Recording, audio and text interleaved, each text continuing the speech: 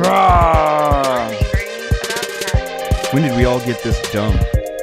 Almost only counts in horseshoes, hand grenades, and nuclear warfare. I don't see any bodies, so it doesn't count. I'm angry about cats. I'm the chef. I want to hear one thing. Yes, chef. Come on, man. Use your brain. The Why I'm Angry podcast starts now. All right, guys. Thought I'd get on here. We're not going to do a full-on live broadcast tonight. It's a little bit early here. I actually have NFL fantasy football draft tonight. So it's the season, best time, best day of the season. You get to hang out. A lot of times it's live with friends and draft some players. No one's lost anything yet. No one's gained anything yet. And at this point, I could be the champion. So yeah, definitely wanted to get on here though and talk to you guys. Obviously, it's the chef here in the Freestyle Man Cave studio, and just wanted to get on and kind of cover a few things here. And one of those things is I was looking over um, the articles, the headlines going through over the week here, and Telegram, the founder and CEO Pavel Durov was arrested on Saturday at France's Bourget airport in Paris. So basically the reason that this is important, Telegram is one of the largest, world's most popular social media apps. And that's, honestly, obviously, it's behind Meta, the Facebook app, the Instagram, WhatsApp, YouTube, TikTok, WeChat, all that good stuff. But it is one of the, probably one of the top 10 social media apps. And he was arrested, and the reason he was arrested was that he didn't have enough Overwatch on his app. So the app is popular among journalists, activists, dissidents, but has also been used by extremist groups and people involved in drug trafficking and distribution of child sex abuse and images, or sex abuse images. And so we, I was just looking at this, and this is kind of one of those big things, is that if you're, we've talked about the state of security and the overreaching surveillance community coming on and things like that.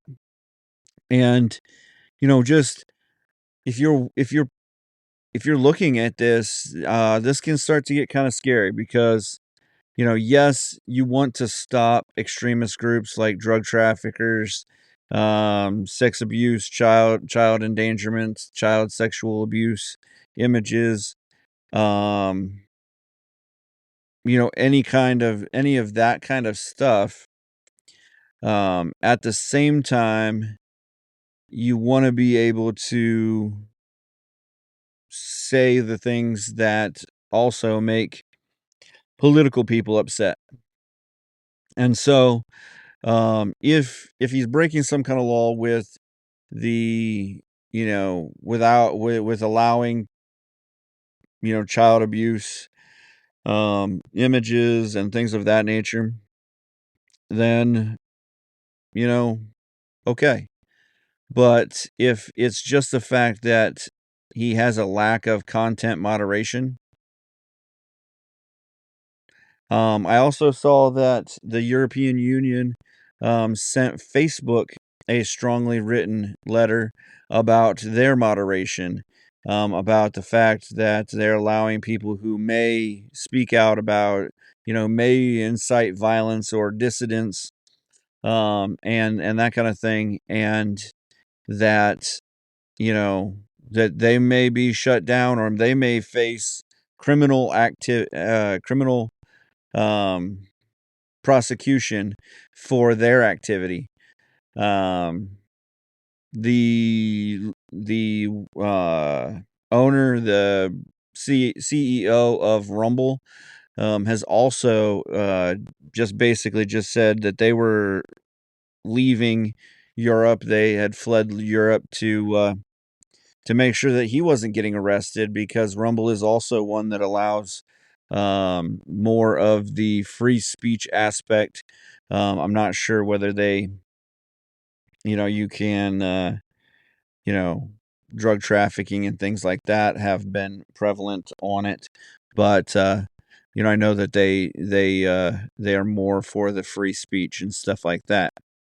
We have, obviously, right now are on Rumble, so we stand with Rumble on being free speech, not you know moderating the content as much as censoring the content. I know of one of my favorite bands, Demon Hunter, was on Instagram or on Facebook, basically posting that they'd been shut down on Instagram. They had gotten a notice saying that they were going to be shut down for good. Yeah, if they didn't, go through the process of appeals, because they were associated with an account that had um, violated their rules and responsibilities clause. And so I think with that, I didn't end. I know that they're back up and running and stuff like that, but the one thing with that is like we had an issue on our side of things and on Instagram, and I'm not sure that we've ever gotten back up and running on Instagram as the Why I'm Angry podcast. But I know that with that, we got actually hacked, and the hacker, before we noticed it, because we don't post every day, posted 3 or 4 spam messages and stuff like that. Changed some of the backgrounds, changed some of the our quotes or whatever quote. Changed a description of us and that kind of thing, and so we got actually shut down on it. And then I went back to like appeal and all of that, and I'm not sure that ever. I just so I don't even deal with Instagram on the Why I'm Angry podcast now. Facebook, Rumble, Twitch, all of those kind of deals, and then we're so with that, we also have gotten hit on Facebook and that for um, our disinformation, our things of that nature. And so we're, this is one of those things that's just really getting you, you know, kind of worried a little bit about censorship and things like that. It's one thing to say that images of children and sex trafficking and drug trafficking is illegal, and you take those images down. But then as you go farther into it, some of these countries have put together pretty strict hate speech laws, and with those laws being in place, that leaves it up to interpretation of what is hate speech. Is it something that you disagree with? Is it something that offends you? Um, and that kind of thing. So it's one of those things that we're trying to watch and see where these things come to. But, you know,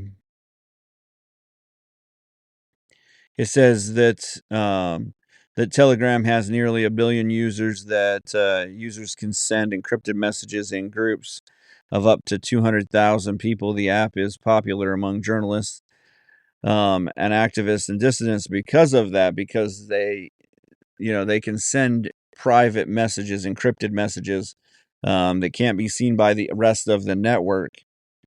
And so that's,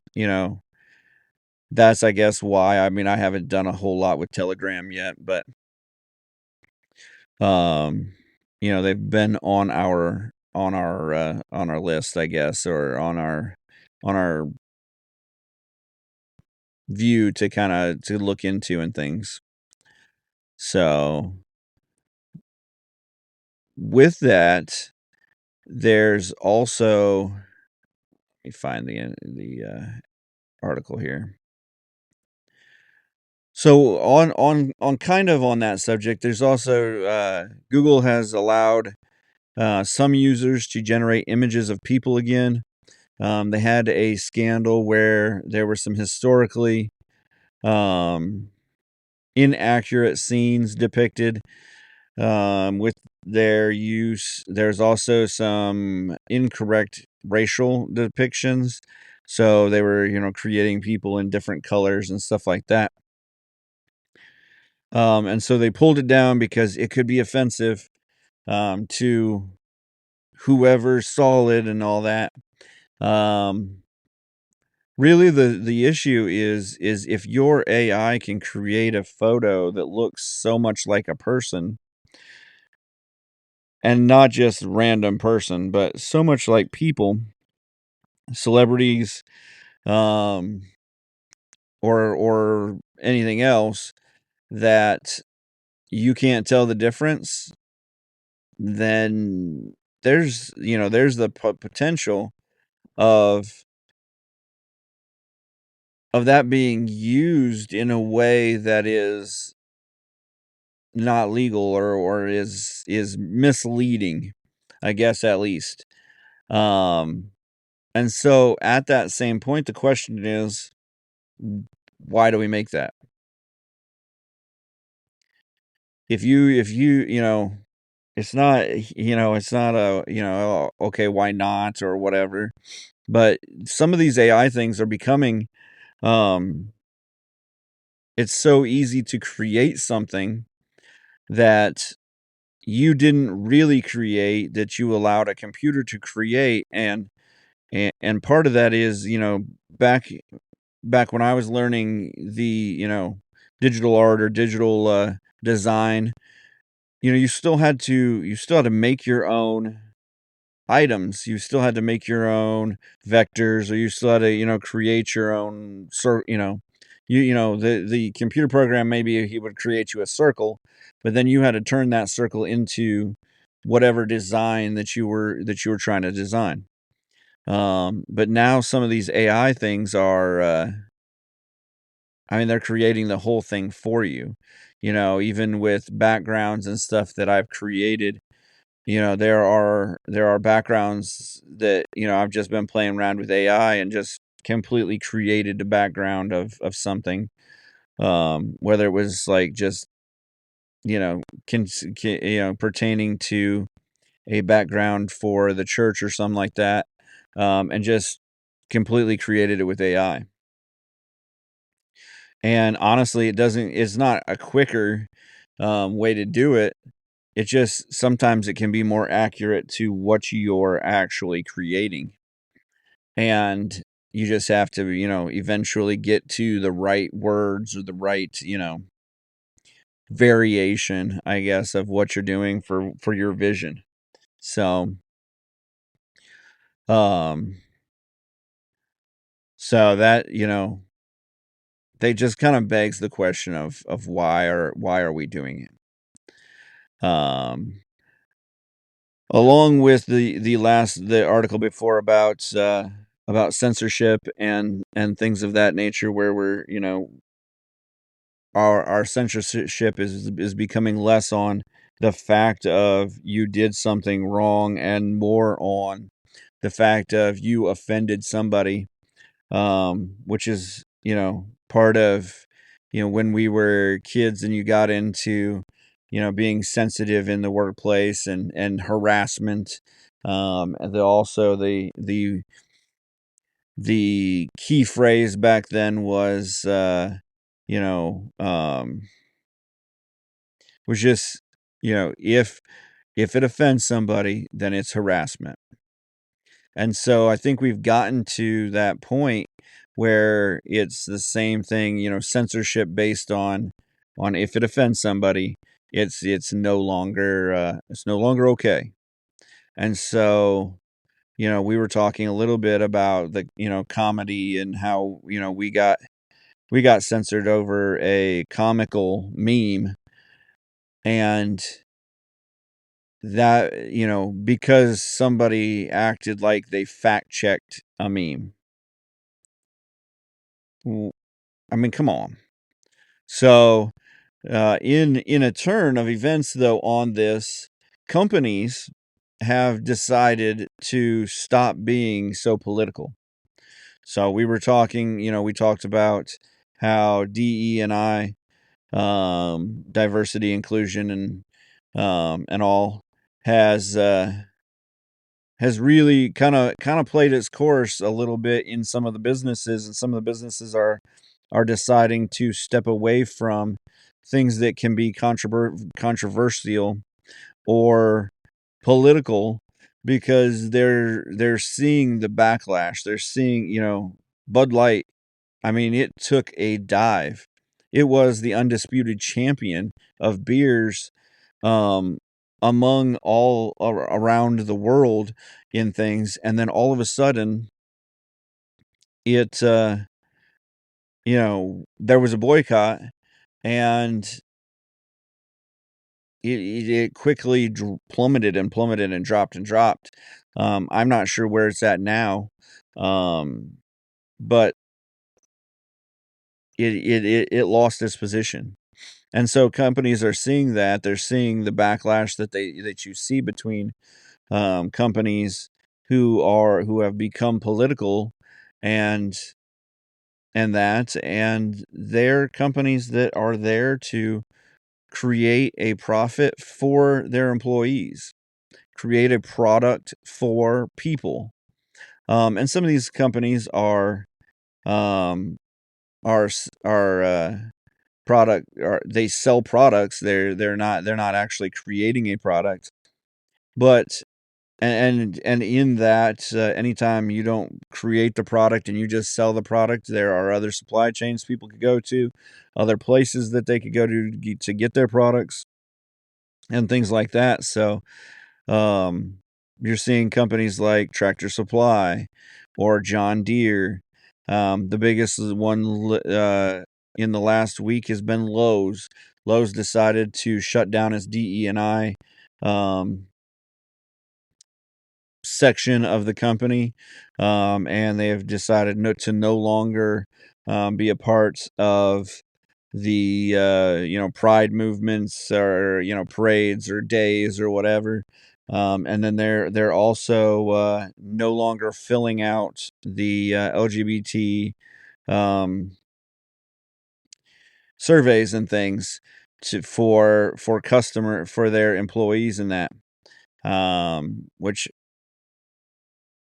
then they're also, with that, you would think then that, pronouns and things, obviously, if you're a nice person, you can use pronouns and whatever, if that person, but, at the same time, there should be able to be some level of assumption, without your head being bit off, or things like that. I mean, maybe somebody, maybe if you don't feel like your pronoun should be he and him, and you look like a he him, then you should have the understanding that, you know because you're not, you know the standard, then, maybe you should have some kind of grace, at least as Christians, that, you know we try to follow some bit of grace, and allow people to have, some semblance of their differences or whatever without, starting off combative. It's been tougher lately because everybody seems like they want to be combative. And, some days I'm your huckleberry. I'm going to be the one that takes up the fight against you. And, that's not great. It's probably not as biblical and Christian as I would sometime hope it to be. But there are days that, again, I get all up in my feelings, just like everybody else. And, I'll take that fight. So, yeah, Lowe's is now part of that growing group, John Deere, um, and just different companies that have decided that, honestly, it's more trouble than it's worth. And, if you get a bad social score, who cares? Like like are we really going to hold, is the left really going to hold them to the fire on that? Or once they need their hot Cheetos or whatever, are they going to just cave and get their hot Cheetos? I know that there's been a few times where I felt strongly against the company, and eventually 6-7 months down the road, you know, I needed something that company provided, and sometimes I've caved and gone back to that company. So that's you know, and that just it depends on your convictions on it. I mean, sometimes that's a thing. So, the space station that these two astronauts are stuck at. They went up there to do some work on it. We're supposed to come back like a day or two later. Now they're going to, in June. It was supposed to be an 8-day mission, but they experienced helium leak and malfunctioning thrusters, and felt like that if they sent them back, they wouldn't make it. Um, so they sent them back, or they sent it back without getting without them in it. So they're sitting on a space station not built completely for them to stay on. And you know they've got some food, I guess, but it's roughly the size of a 5-bedroom house. It can accommodate 6 crew members, plus some visitors. 9 are currently aboard the facility, I guess. Um, but yeah, it doesn't look like they're going to be coming back until January, February of next year. They It sounded like SpaceX was going to, or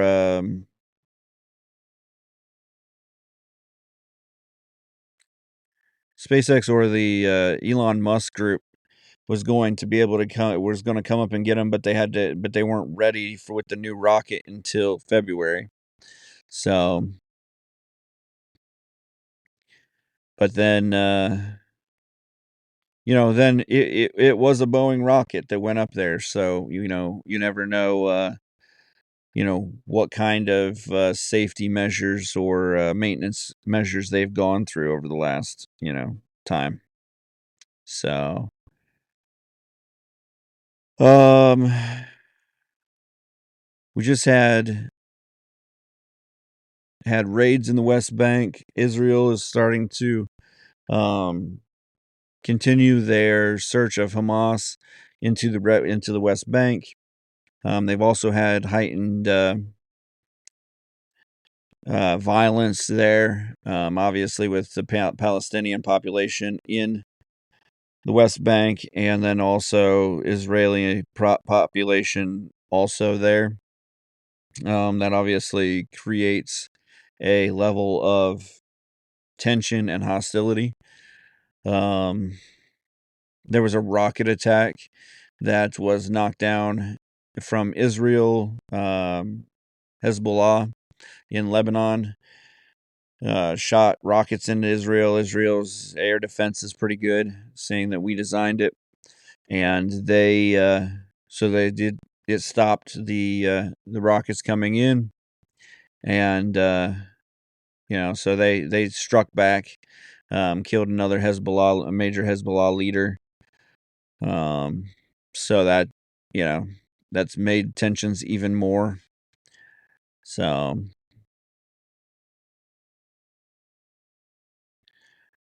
um, there was one other thing here that I was going to go over.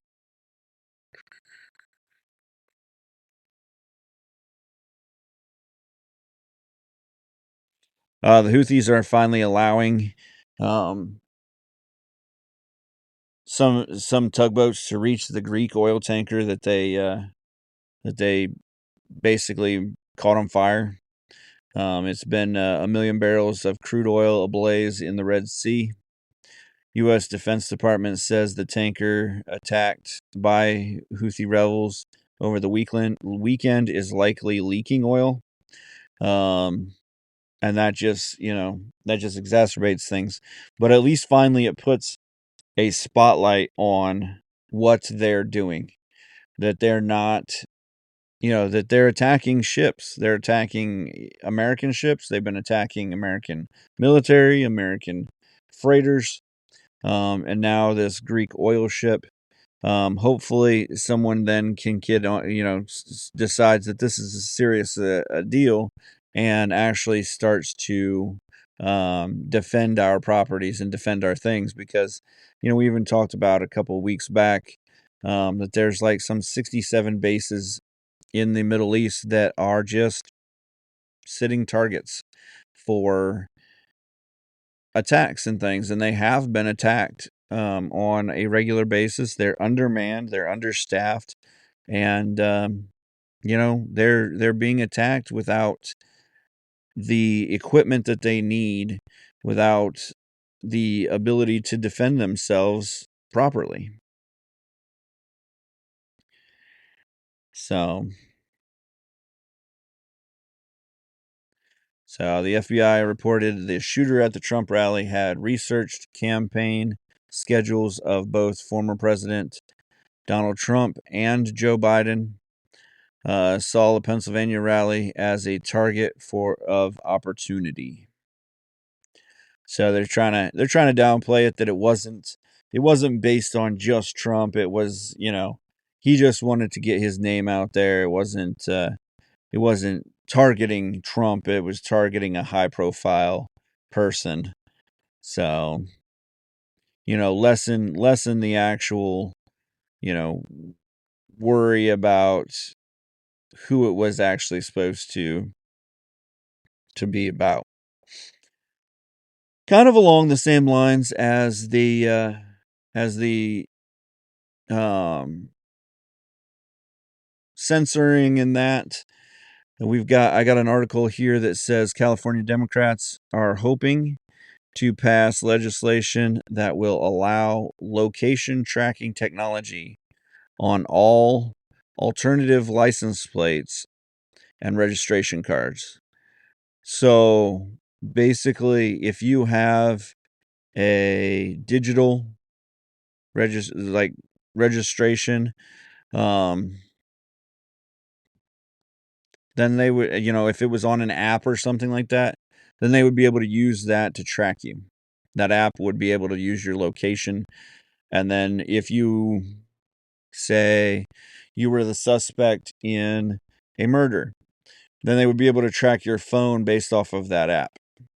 That app would allow them to track your location because you have a digital registration. They're talking about the technology for digital license plates.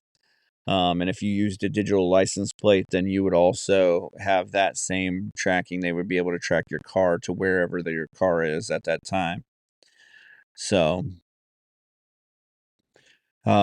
Just another surveillance state deal, tracking you down, being able to find you quickly. I mean, if you wanted to live in a police state like that, then this is a thing for you. You're gonna be excited about this.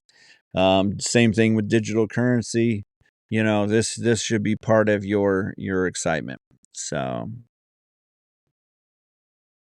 So last article today, we're just going to keep it short, keep it sweet. NFL star Chris Jones offers to pay $1.5 million worth of stolen chicken wings after a cafeteria worker is sentenced. So basically in Chicago, Chicago-based lawyers saw reports that an NFL star wanted to put down over $1 million of his own money to get a local cafeteria worker out of prison. He thought at first it was a hoax.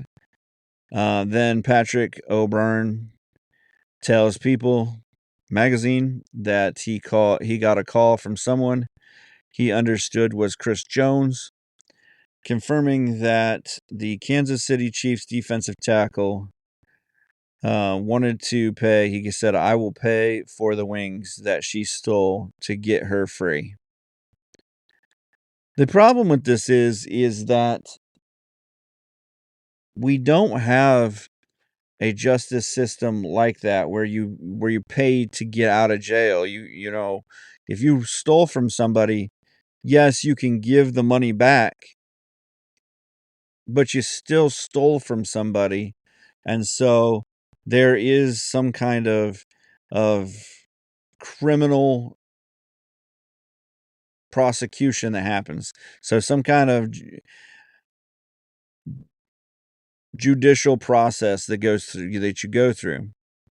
So with this, it's the same type of deal. If he gave that $1.5 million back for the chicken wings, she still stole. She still broke the law. She still committed a crime.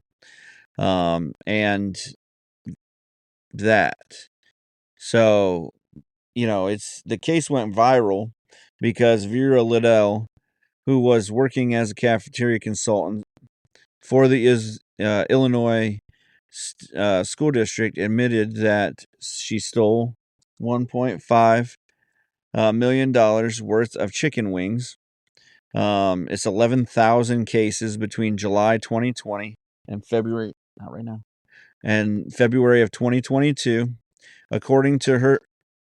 Just 1 minute. According to her lawyer Gregory LaPapa, the chicken wings were intended for underprivileged children receiving free lunches.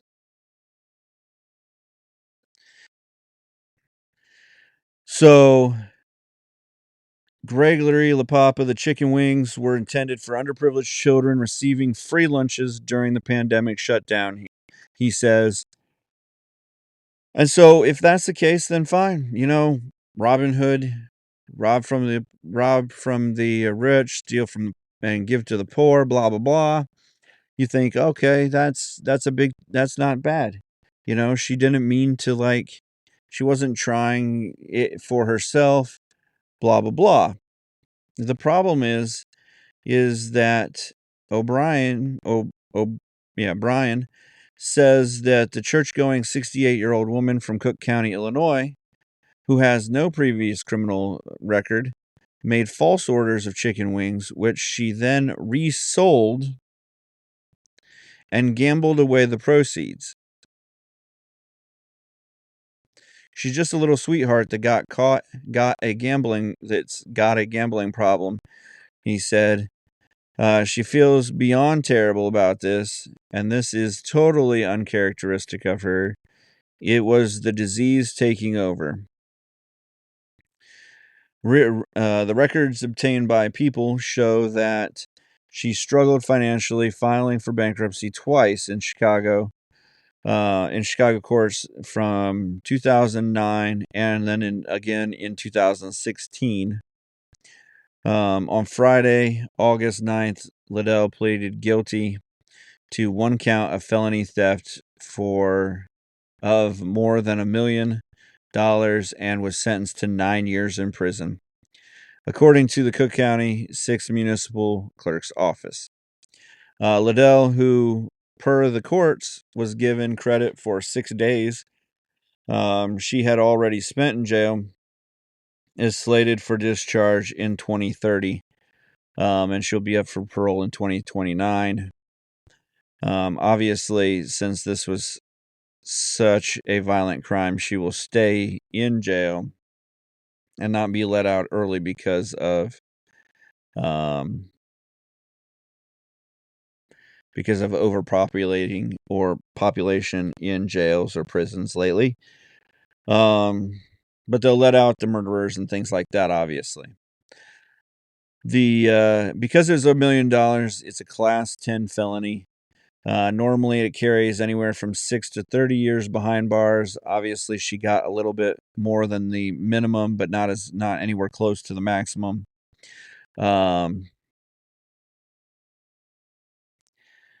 She seems like a little church lady, but obviously she has a major problem. You don't just like gamble away $1 million or $1.5 million worth of chicken. I mean, she literally sold these chicken wings, so she had to find someone who was buying chicken wings. She had to work at doing this to do this, and then she gambled away $1 million. Like, I can tell you that in my life, I don't know that I have done $1 million worth of anything except for buying antiques and things, or sometimes there's this, or sales. I probably in my life, sales wise, sold over $1 million worth of products pretty easily, maybe even 2 or 3. But the purchasing side of things, I've definitely purchased over $1 million worth of antiquities and things. But just to be able to to fathom what $1 million is, to be able to work out $1 million, although it is less than it used to be, obviously. Yeah, that just to gamble away $1 million within, what was it, 2020 to 2002, in 2 years' time. That's pretty big stuff right there. You're working pretty heavily. Like, the disease took over, yeah, you went full blown. It's a good thing you weren't like an alcoholic or drug dealer, drugs, because you would be dead. I mean, you'd 100% dead. You would have gone on binges. You would be like one of those binge people that, just there's weekends where you just don't even remember what you've done because you went on a binge. And the